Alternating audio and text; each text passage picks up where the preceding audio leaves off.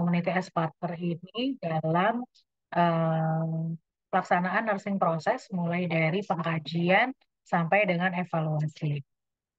Nah, ini gambarannya ya community as partner. Jadi community as partner itu punya inti komunitas ya. Ada tiga hal.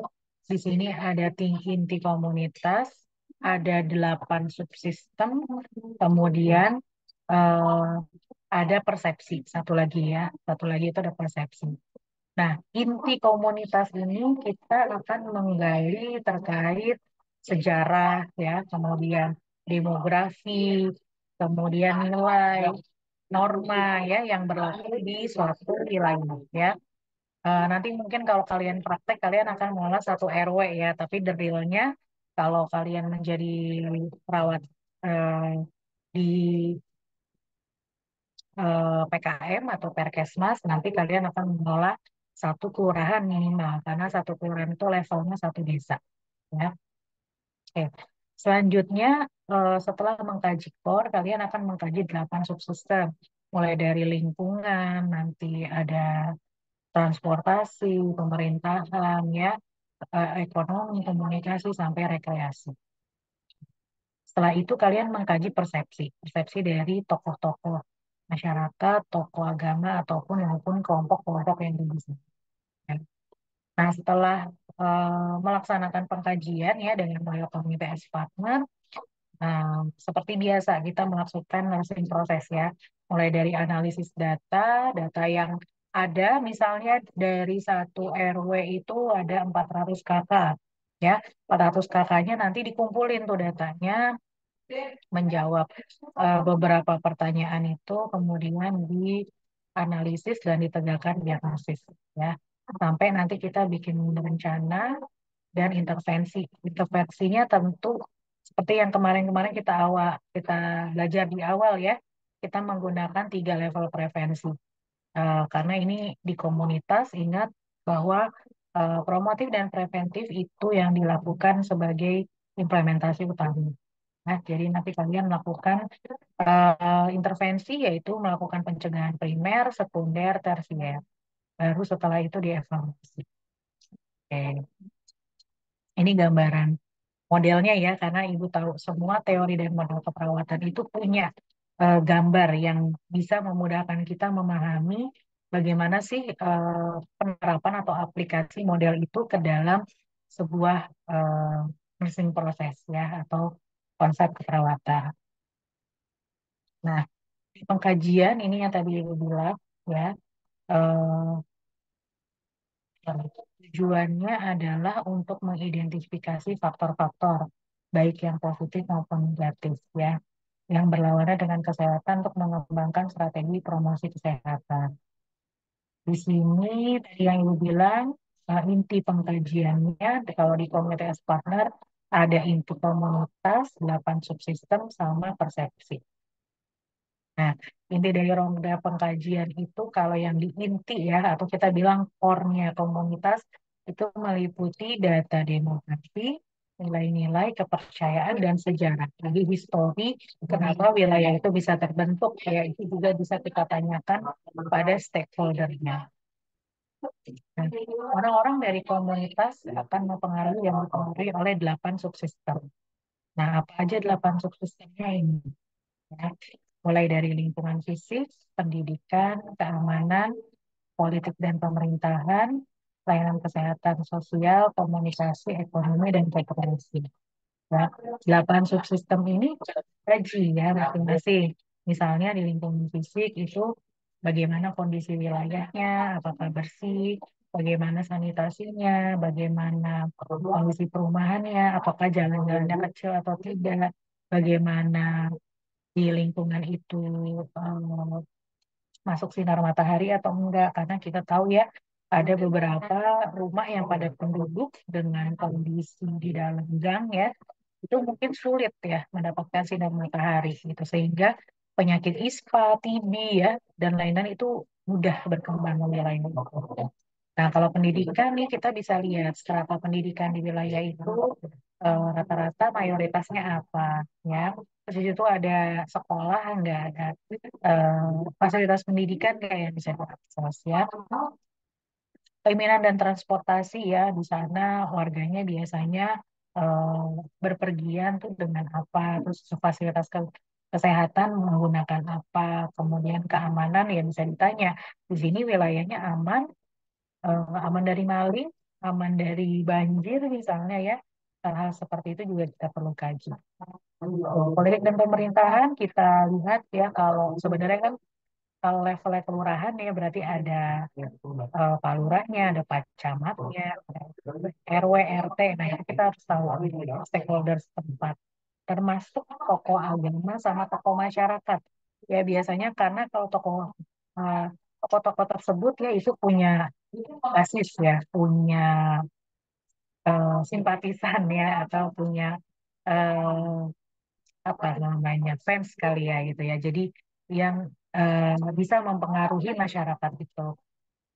Kemudian layanan kesehatan kalian bisa lihat di situ ada nggak klinik, ada nggak puskesmas, ada nggak rumah sakit, ada nggak praktek dokter, praktek bidan ya yang ada di situ.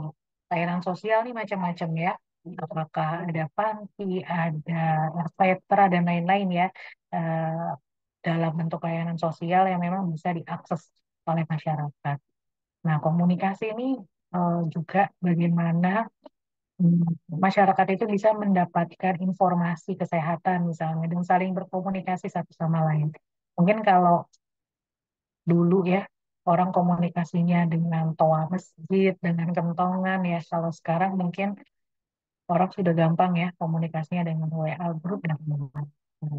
Untuk ekonomi ya bisa dilihat pendapatan dari warga-warga di sana berapa ya sehingga nanti kalian bisa simpulkan apakah termasuk menengah ke atas atau dan gitu ya.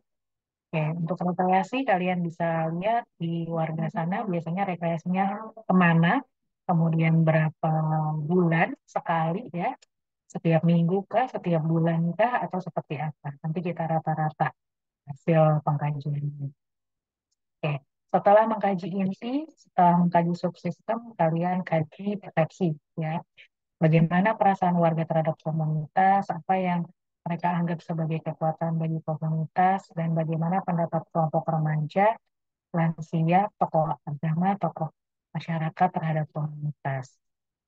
Ya. Oke.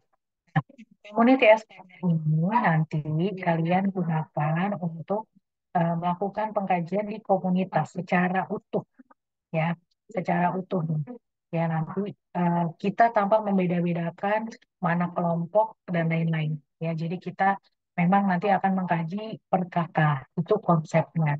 Sebelum saya ke kelompok khusus dan kelompok rentan, apakah ada pertanyaan untuk CAP ini?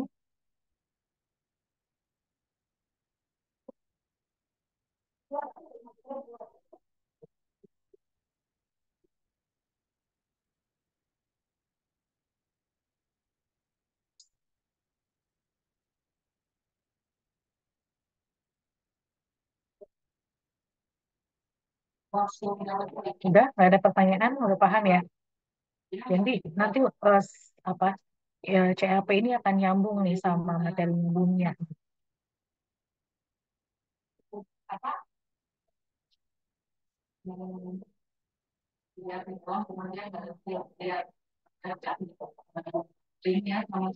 Oke.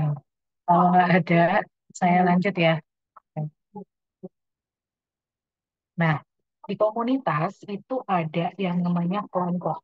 Ya, kelompok ini nanti dibagi dua, ada kelompok khusus dan kelompok rentan. Yang kalian harus bisa nanti membedakannya, apa yang dimaksud dengan kelompok khusus maupun apa yang dimaksud dengan kelompok rentan. Ya, jadi di masyarakat itu ada kelompok atau agregat yang dimaknai bahwa ini adalah sekumpulan individu yang berinteraksi pada satu daerah atau mempunyai karakteristik khusus yang merupakan bagian dari masyarakat. Nah, Asuhan kelompok ini merupakan metode penyelesaian masalah ya yang menitik beratkan pada upaya promotif dan preventif tanpa mengesampingkan upaya kuratif atau rehabilitatif ya. Sasaran dari asuhan kelompok adalah kelompok masyarakat yang berisiko terhadap munculnya masalah kesehatan baik yang terikat maupun tidak terikat. Nah, sasarannya ada dua ya untuk kelompok. Ada yang terikat institusi dan ada yang tidak. Nah, yang tidak terikat institusi ini ada di masyarakat, ya. Siapa saja kelompok khusus itu? Ada kelompok balita, kelompok ibu hamil, kelompok usia lanjut, kelompok penderita penyakit tertentu, ya. Misalnya kelompok dengan hipertensi. Nah, itu adalah kelompok yang tidak terikat institusi. Nah, kelompok yang terikat institusi ada di sebuah lembaga, ya, misalnya di sekolah, di tempat kerja, ya nanti kalian bisa bilang kelompok pekerja, kelompok pelajar, ya, terus di pesantren, panti asuhan, panti lansia, rumah tahanan, ya, atau di lembaga kemasyarakatan. Ya, jadi ini yang dimaksud dengan kelompok kita bilangnya adalah agregat. Nah, di kelompok selain ada kelompok khusus, ada juga kelompok rentan. Ya, rentan ini dimaknai bahwa orang-orang yang dimaksud dengan populasi rentan adalah mereka yang berisiko lebih besar atau status kesehatannya itu buruk ya dan memang akses untuk keperawatan kesehatan juga minim gitu ya. Jadi dengan kondisi seperti itu maka rentan sekali kelompok ini mengalami perburukan ya. Nah, risiko itu adalah istilah yang biasa kita gunakan supaya eh, bukan supaya untuk menunjukkan bahwa ada beberapa orang yang memiliki kemungkinan lebih tinggi untuk sakit daripada yang lain. Ya, jadi orang-orang yang berisiko punya penyakit yang lebih tinggi daripada orang lain itu yang disebut dengan kelompok rentan. Ya, kelompok populasi rentan seperti yang tadi kita bahas kan, dia bisa menjadi kelompok yang punya masalah kesehatan karena ada paparan resiko. Nah, paparan resiko ini bisa dari mana aja, bisa dari lingkungan, ya misalnya karena terpapar timbal atau terpapar zat lain seperti melamin, misalnya. Atau dari bahaya sosial ya, misalnya ada kejahatan, kekerasan, gitu. Perilaku pribadi, misalnya pola makan, olahraga, merokok. Ya.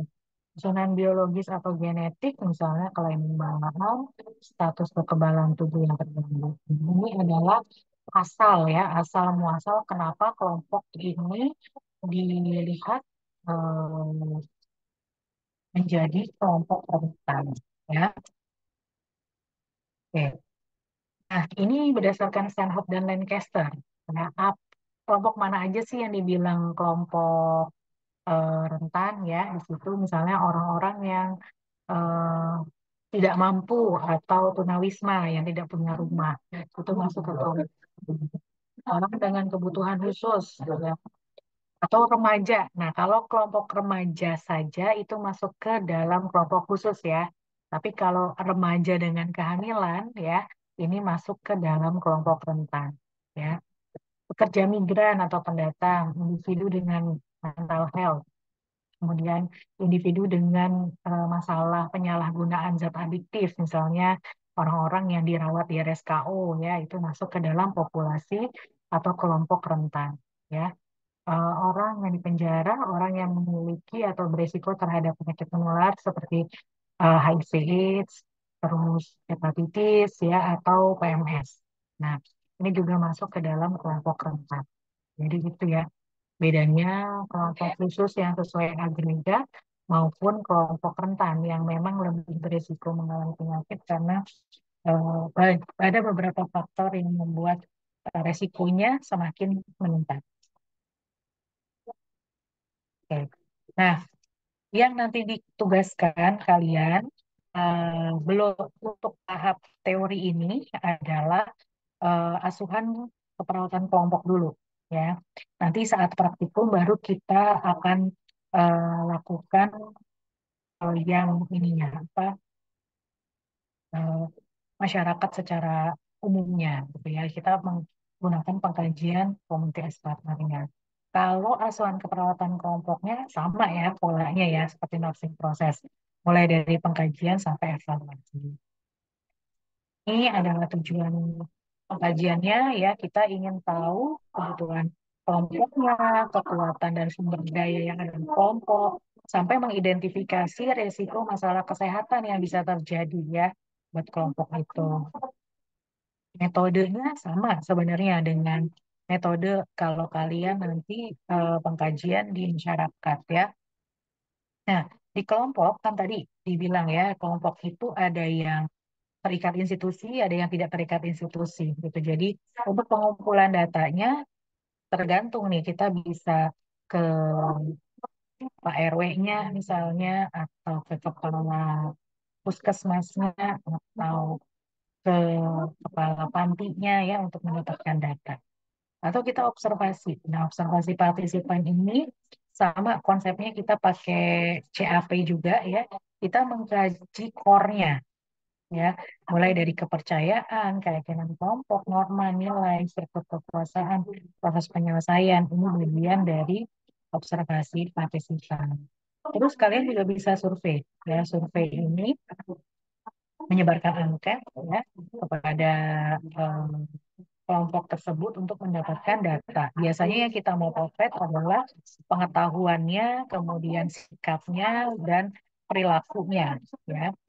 Oke, selanjutnya Winsel Survey. Nah, ini khas nih kalau di komunitas kita melakukan Winsel Survey langsung ke masyarakat untuk mengetahui ya bagaimana kondisi lingkungan di sekitarnya.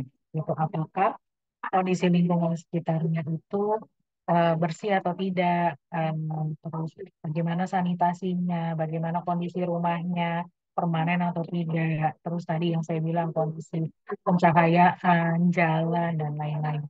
Bahkan batas-batas wilayah ya, biasanya kalian harus cari tahu nih, ya kalau di komunitas. Terus pengumpulan datanya juga yang lain bisa dengan focus group discussion, ya. Terus juga data sekunder kalau puskesmas atau kelurahan atau kecamatan punya data yang kalian bisa peroleh, itu juga boleh, ya. Dan yang utama adalah pemeriksaan fisik, ya. Jadi kalau kelompok kan paling tidak 8 sampai 20 orang ya, ini harus diperiksa fisiknya masing-masing untuk eh, mengetahui ya kondisi dari kelompok tersebut. Ini adalah komponen yang harus ada dalam pengkajian asuhan keperawatan kelompok ya. Saya menggunakan panduan Kemenkes 2012 ada dari eh, buku komunitas ya. Nanti saya kasih potongan di belakang kalau kalian mau lihat ada di situ juga ya. Oke. Nanti juga mungkin saya kasih soft copy ininya ya format pembelajaran. Tapi saya ingin menambahkan apa saja yang perlu ada ya di dalam panduan itu. Hampir sama sebenarnya dengan format-format yang lain, saya yakin ya. Ada nama, jenis kelamin ya, tapi nanti ini dibagi berdasarkan jumlah dasar kelompoknya ya. Kemudian status gizi, riwayat penyakit, alat bantu, pola olahraga, pola tidur. Nah, yang kedua pengkajian terkait upaya peningkatan kesehatan melalui kelompok. Nah, seperti ini nih. Ini sebenarnya hampir mirip juga dengan CAP ya, tapi nggak semuanya dikaji di sini. Nah, fasilitas pelayanan kesehatan ya, terus fasilitas pendidikan, lingkungan sekitar, status ekonomi, nah, komunikasi, terus rekreasi ya, termasuk pengkajian terkait kebiasaan atau perilaku dalam kelompok ya untuk pemeliharaan kebersihan diri dan melakukan dan semua. Ya, jadi ini isinya nanti. Nah, setelah kalian kaji itu di kelompok, terus nanti kalian tegakkan diagnosis ya. Nah, diagnosisnya di keperawatan komunitas adalah diagnosis tunggal tanpa harus menyebutkan etiologi, tapi harus menjelaskan nama kelompoknya dan lokasinya. Misalnya, eh, ketidakefektifan pemeliharaan kesehatan di kelompok remaja ya atau pada kelompok remaja di wilayah RW 1 Jatiwarna. Nah, jadi kalian tetap menyebutkan nama kelompoknya dan lokasinya ya. Nah, kalau yang lain mungkin masih ber apa ya? Etiologi itu kan ngomongin berhubungan dengan ya, berhubungan dengan gitu ya. Nah, di komunitas sudah nggak lagi tapi menyebutkan nama agregatnya atau nama kelompoknya dan lokasinya. Ya. Oke. Nanti setelah itu sama seperti yang lain ya, kalian bikin perencanaan sesuai dengan diagnosis yang di SDKI, capaian dari SLKI, intervensi berdasarkan studi ya. Untuk implementasi yang kalian rencanakan, nanti modelnya ada 4 ya, kalian pikirkan.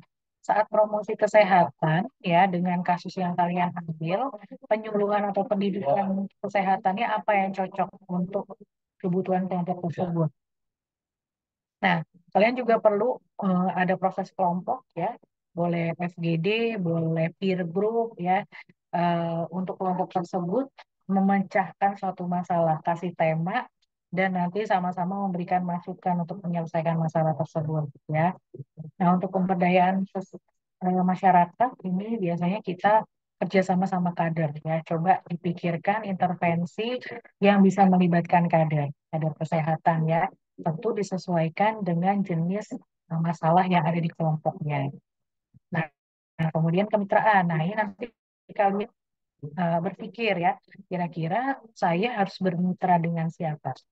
Menjalin kerjasama dengan siapa agar masalah kesehatan yang ada di kelompok itu bisa diselesaikan dalam implementasi tentunya ya. Misalnya kalau kalian mau kerja bakti ya, saya harus kerjasamanya sama siapa gitu ya. Pikirin apakah dinas kebersihan, apakah pihak kelurahan, apakah pihak puskesmas dan lain-lain ya.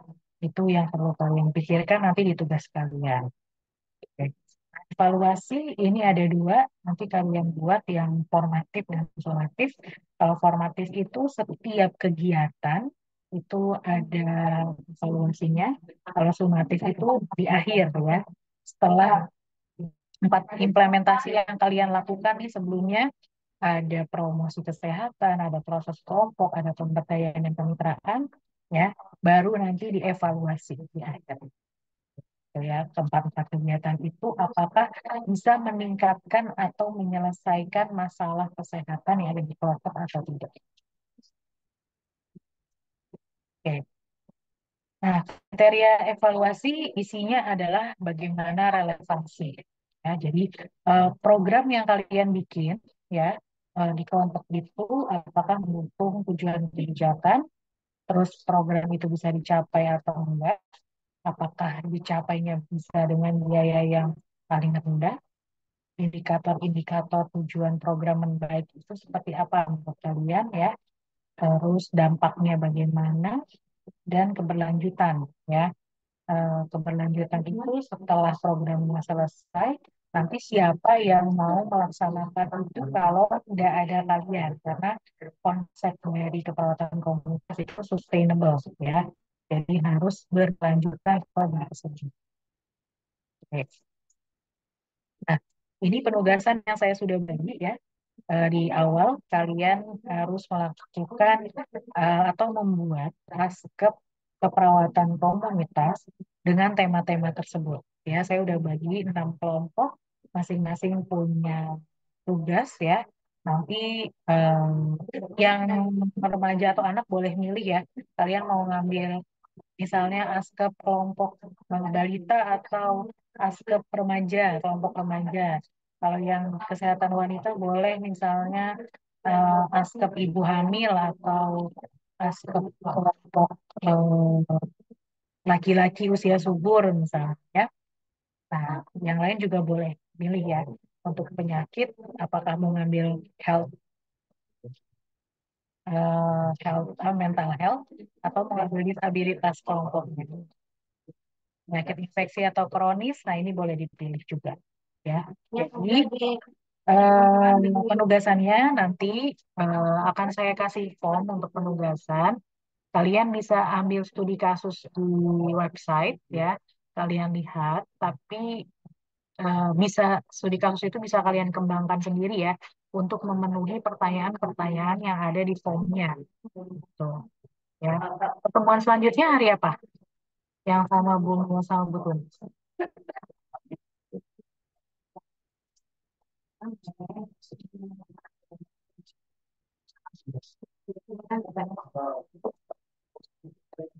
Ini Bu, kalau nggak salah tanggal 24 ya. Oke. Jadi berarti kalian presentasi tuh di situ ya, sesuai dengan kelompoknya masing-masing, sesuai form yang saya sudah, nanti yang saya akan berikan. Ya, saya nanti kirim gitu. Nah, di penugasan itu kalian lakukan pengkajian, memenuhi formnya, terus sampai bikin diagnosis dan rencana keperawatannya ya. Nah, nanti ada pedomannya yang saya bikin dan harus diisi sesuai dengan pedoman itu ya, supaya kalian punya capaian pembelajarannya nanti adalah mampu melakukan asuhan keperawatan kelompok ya, atau membuat itu. Nanti yang komunitasnya baru kita lakukan di praktikum, ya. Oke, sampai sini ada pertanyaan. Oke, ini buku yang saya pakai ya. Kalau kalian mau pakai buku yang sama, ini bisa dipakai untuk eh, di komunitas karena dikeluarkan oleh Ikatan Perawat Komunitas di Indonesia. Ada pertanyaan? Sudah cukup jelas? Cukup Ibu. Oke, jadi eh, itu yang bisa Ibu jelaskan ya sebagai bridging ya untuk pembahasan selanjutnya. Jadi habis ini kalian manfaatkan waktunya untuk diskusi sama kelompok, menentukan eh, kasusnya apa, ya contoh kasusnya kalian bisa ambil, kalian bisa pilih ya dari website. Setelah itu kalian bisa kembangkan untuk memenuhi data-data yang abnormal ya. Kalian bisa lihat tuh di buku SDKI data yang abnormalnya harus ada apa sih supaya saya bisa angkat diagnosa tersebut, ajak gitu ya mengangkat diagnosa tersebut. Nah, di sini juga biasakan kalian mengenal diagnosa-diagnosa yang berhubungan sama komunitas ya, yang berhubungan dengan masyarakat, dicari ya. Apakah ketidakefektifan pemeliharaan kesehatan, tidak efektifan manajemen komunitas, gangguan pemeliharaan kesehatan, eh, perilaku kesehatan tidak efektif ya. Harus mulai kenal dengan diagnosa-diagnosa itu. Ya, karena ini udah mulai masuk di komunitas, nanti membantu kalian juga mengenal atau menyicil belajar di UKOM ya. Gitu. Oke, ada lagi?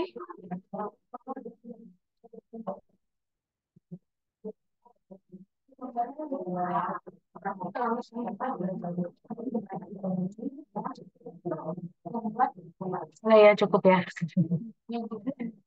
Oke, ya mudah-mudahan apa yang saya infokan sudah jelas ya. Kalau tidak ada lagi yang bertanya, ini perlu di SS atau gimana? Atau perlu di SS? Iya Ibu, izin menjawab perlu di Ya, Ibu. silakan ya. Mohon maaf ini juga Ibu agak buru-buru ya. Iya, iya Ibu Ah, baik. Ya tapi untuk seolah teman-teman kalau bisa. kita nggak masuk nanti kalian bingung tahap selanjutnya ya untuk penugasanmu. Iya baik Ibu. Ya baik untuk teman-teman boleh on cam terlebih dahulu.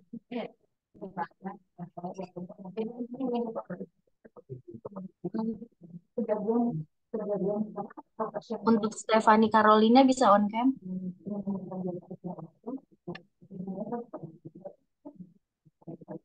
Ya baik, slide satu.